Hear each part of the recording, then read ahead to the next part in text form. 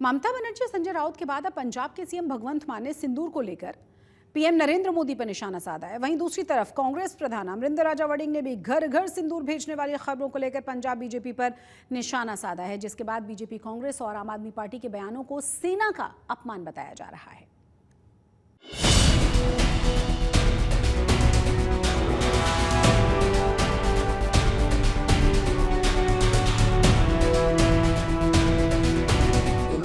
One nation one husband, ये scheme है। मोदी की नसों में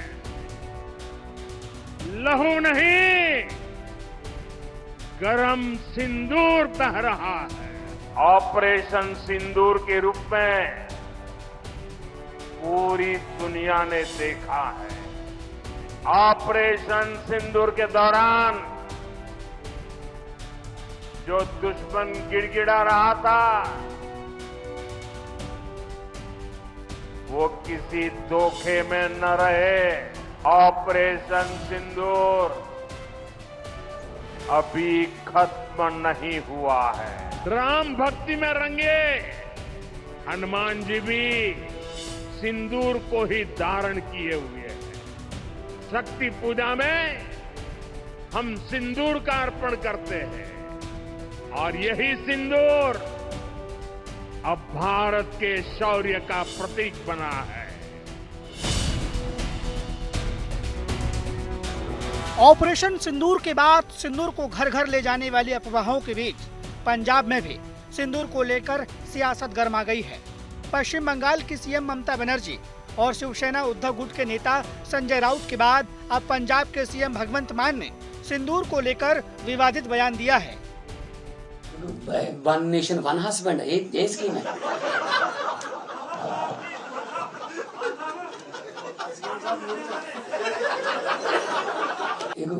वन नेशन वन हस्बैंड, ये स्कीम है।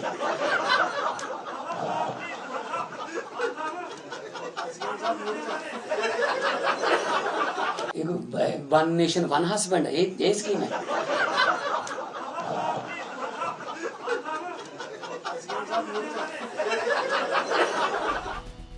कैबिनेट मीटिंग के बाद जब सिंदूर को लेकर हो रही सियासत पर जब पंजाब के सीएम भगवंत मान से सवाल पूछा गया तो उन्होंने बीजेपी पर तंज कसते हुए कहा कि बीजेपी सिंदूर के नाम पर वोट मांग रही है और घर घर सिंदूर भेजकर अब सिंदूर का मजाक बना रही है। एक बार फिर सुनिए सीएम भगवंत मान ने सिंदूर वाले सवाल पर क्या कहा। नहीं, संदूर का जेड़ा मजाक उड्या वो नहीं देखा भी, मतलब असि संदूर भी भेजांगे हर घर च। थोड़े घरें आऊगा फिर तू ला लेगा, फिर कह देगा भी हाल है मोदी के नाम संदूर लगा। एक वन नेशन वन हस्बैंड, ये स्कीम है।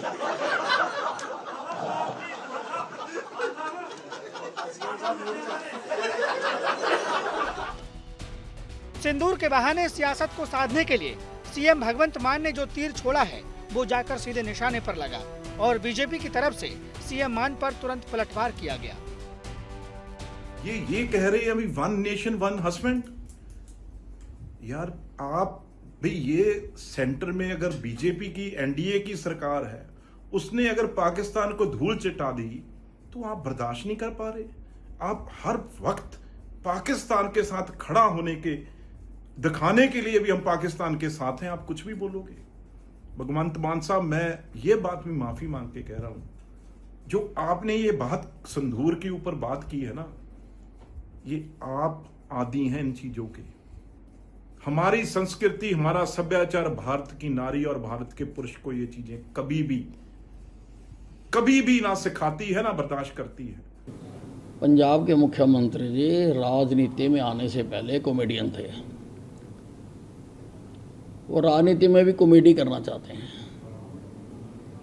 ऐसे मुद्दों को गंभीरता से लेना चाहिए और इसका मजाक नहीं उड़ाना चाहिए। घर घर सिंदूर भेजने वाले सिगुफे को बीजेपी फेक न्यूज बता रही है, पर इससे विपक्षी दलों के हमले कम नहीं हो रहे हैं, क्योंकि इसी कड़ी में पंजाब कांग्रेस के प्रधान और लुधियाना से सांसद अमरिंदर राजा वड़िंग का नाम भी शामिल है, जो सिंदूर की सियासत पर बीजेपी नेताओं की पिटाई का दावा कर रहे हैं। बीजेपी संदूर लैके घरां घरां च हो जाए, ਕਿਉਂਕਿ ਇਹ ਪੰਜਾਬ ਦੀਆਂ ਔਰਤਾਂ ਹੈ, ਬੀਜੇਪੀ ਨੂੰ ਵਾਲਿਆਂ ਨੂੰ ਸੱਦ ਕੇ ਕੁੱਟਣਗੀਆਂ, ਕਿਉਂਕਿ ਸੰਦੂਰ ਕੇਵਲ ਤੇ ਕੇਵਲ ਔਰਤ ਦੇ ਪਤੀ ਦਾ ਹੱਕ ਹੈ, ਨਾ ਕਿ ਬੀਜੇਪੀ ਵਾਲਿਆਂ ਦਾ ਹੱਕ ਹੈ ਵੀ ਅਸੀਂ ਸੰਦੂਰ ਵੰਡਦੇ ਰਹੀਏ।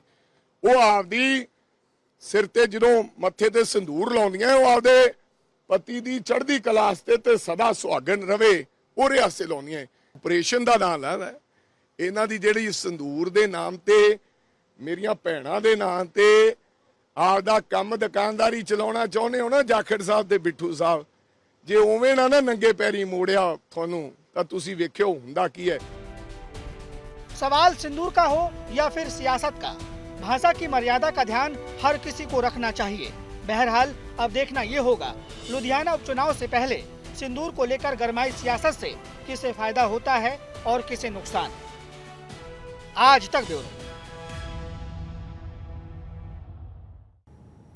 एक तरफ पंजाब के सीएम भगवंत मान ने ऑपरेशन सिंदूर पर आपत्तिजनक बयान दिया, तो दूसरी ही तरफ इंडिया गठबंधन के कई दलों ने कॉन्स्टिट्यूशन क्लब में बैठक की और सरकार से ऑपरेशन सिंदूर को लेकर संसद का विशेष सत्र बुलाने की मांग की, जिसके लिए 16 दलों ने मिलकर पीएम को पत्र भी लिखा है, जिस पर करीब 250 सांसदों ने सिग्नेचर्स किए हैं। हालांकि इस मौके पर इंडिया गठबंधन में दरार भी देखने को मिली है, क्योंकि आम आदमी पार्टी इंडिया गठबंधन की इस बैठक से नदारद रही। अब आम आदमी पार्टी अलग से पीएम मोदी को संसद सत्र के लिए पत्र लिखने की बात कह रही है।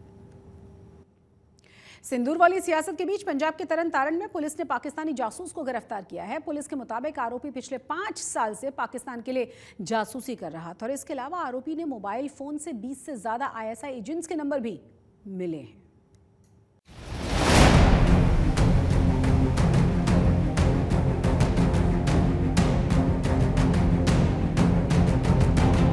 ऑपरेशन सिंदूर के बाद पाकिस्तान के जासूस नेटवर्क को ध्वस्त करने का सिलसिला लगातार जारी है। इस बीच एक बार फिर पंजाब के तरन तारण जिले से एक और पाकिस्तानी जासूस को गिरफ्तार किया गया है, जो ISI को भारतीय सेना की डिप्लॉयमेंट और मूवमेंट समेत अन्य खुफिया जानकारी को भेजता था। जासूसी केस में गिरफ्तार हुए शख्स का नाम गगनदीप सिंह है, जो तरन तारण के रोडुपुर मोहल्ले में रहता था। पंजाब पुलिस की काउंटर इंटेलिजेंस यूनिट और तरन तारण पुलिस को एक शख्स के बारे में तब पता चला जब युद्ध नशे के विरुद्ध मुहिम के तहत इलाके में सर्च ऑपरेशन चलाया जा रहा था। काउंटर इंटेलिजेंस पंजाब की तरफ से एक इन्फॉर्मेशन हमारे साथ शेयर हुई थी कि भाई एक गगनदीप सिंह उर्फ गगन नाम का व्यक्ति है, जो कि पाकिस्तान इंटेलिजेंस ऑफिसर के साथ टच में है।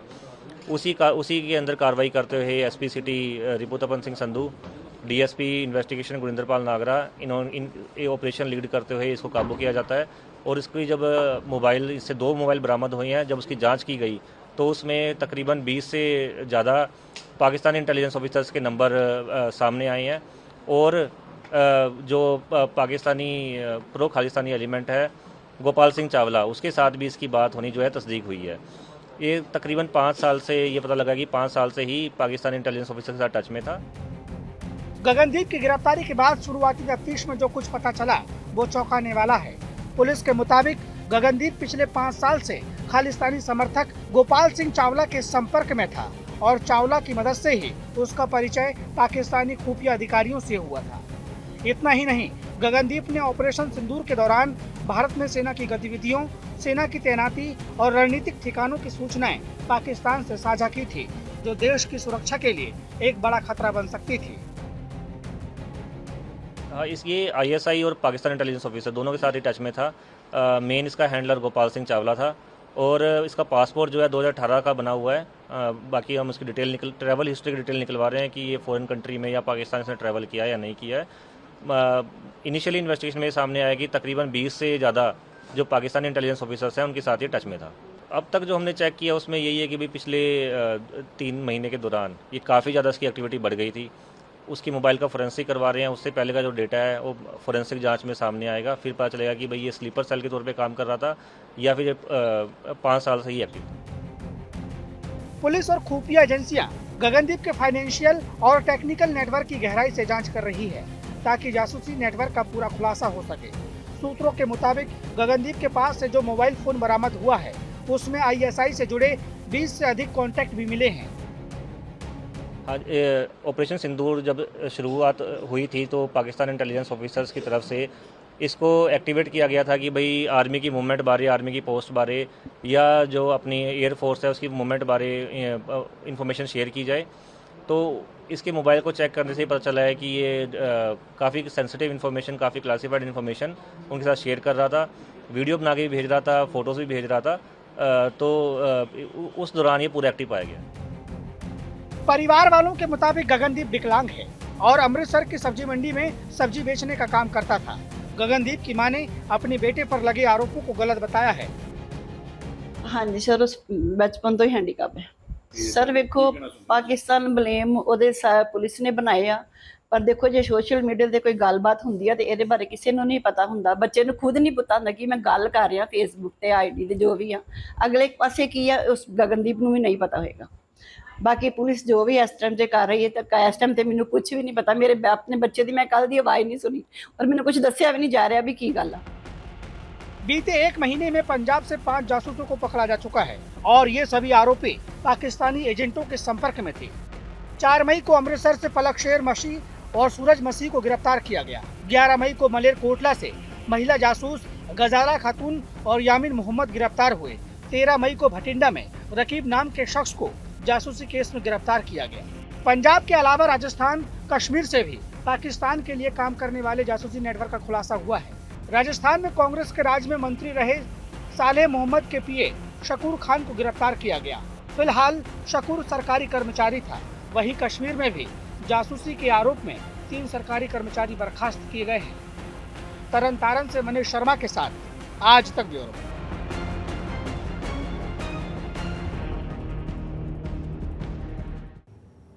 सिंधु जल संधि समझौता रद्द होने के बाद से परेशानी में घिरे पाकिस्तान की मुसीबत और ज़्यादा बढ़ गई है, क्योंकि पंजाब के सिंचाई विभाग ने हुसैनीवाला हेड के गेट को बंद करके पाकिस्तान की तरफ जाने वाले पानी को पूरी तरह से रोका है और उसी के चलते पाकिस्तान में बहने वाली सतलुज नदी सूखने लगी है।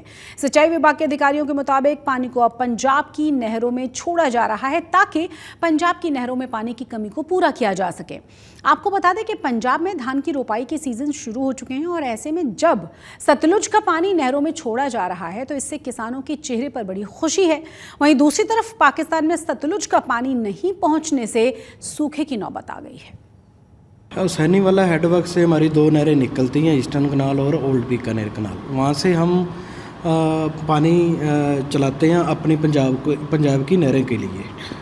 हुसैनीवाला हेडवर्क्स के डाउन स्ट्रीम में पानी नहीं छोड़ा जाता है।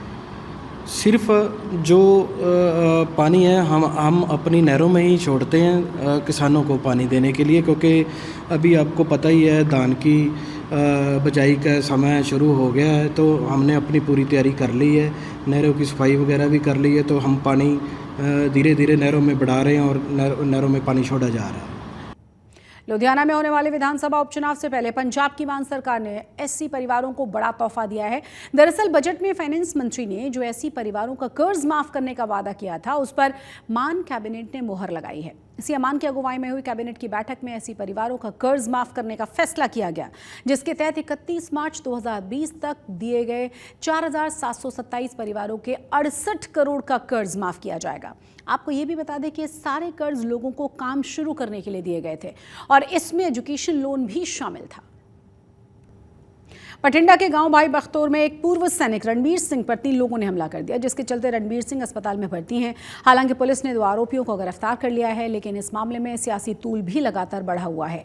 एक तरफ जहां गांव के लोग शख्स ने रोष जाहिर करते हुए उनका गांव बिकाऊ है का पोस्टर चस्पा कर डाला था, जिस पर पुलिस ने उससे पूछताछ की और उसने एक एसएचओ पर डराने के धमकाने के आरोप लगाए, तो पुलिस इस पूरे मामले की जांच में जुटी हुई है। वहीं इसी बीच कांग्रेस के विधायक प्रगत सिंह पीड़ित का हाल जानने पर अस्पताल भी पहुंच गए, जहां उन्होंने मान सरकार को आड़े हाथों लिया। वहीं अकाली दल ने भी सीएम मान सरकार पर निशाना साधा है और कानून व्यवस्था पर एक बार फिर से सवाल खड़े किए हैं। ये नशा तस्करां दे इन्ने हौसले वध गए कि ये फौजियां तक नूं माफ नहीं ਜਿਹੜੇ ਕਰਦੇ। सो ਆਪਾਂ ਕਿੱਥੇ ਖੜੇ ਆ, ਆਪਾਂ ਕੀ ਕਲੇਮ ਕਰਦੇ ਆ।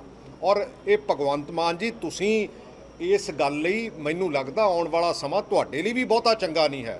ਸਮਾਜ ਦੇ ਵਿੱਚ ਜਿਹੋ ਜਿਹਾ ਤੁਸੀਂ law and order the situation, ਸਮਾਜ ਦੇ ਵਿੱਚ ਫਰੌਤੀਆਂ ਦੀਆਂ ਜਿਹੜੀਆਂ ਸਾਰਾ ਕੁਝ ਕੌਲਾਂ ਆ ਰਹੀਆਂ, ਇੰਨਾ ਗੁੰਡਾਇਜ਼ਮ ਕਦੀ ਪੰਜਾਬ ਦੇ ਵਿੱਚ ਹੋਇਆ ਨਹੀਂ ਸੀ।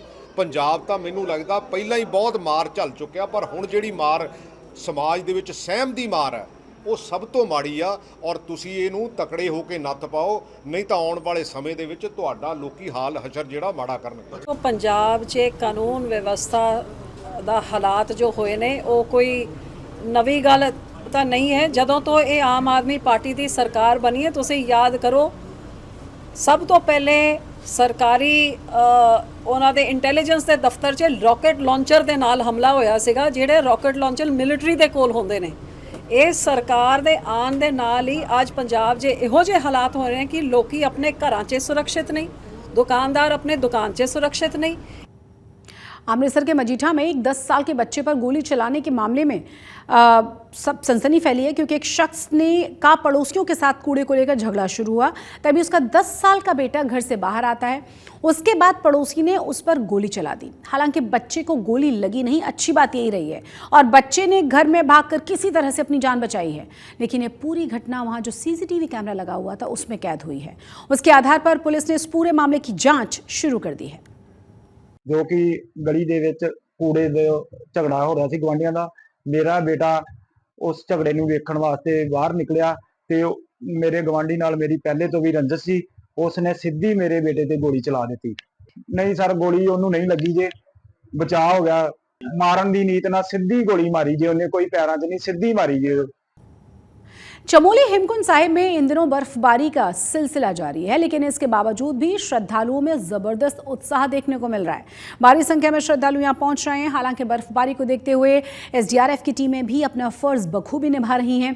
SDRF की टीम श्रद्धालुओं को हेमकुंड से नीचे घंघरिया की ओर भेज रही है, ताकि भारी बर्फबारी में यहाँ कोई फंसे ना। आज तक पंजाब में आज के लिए बस इतना ही, लेकिन देश और दुनिया की तमाम बड़ी और अहम खबरों के लिए आप देखते रहिए आज तक।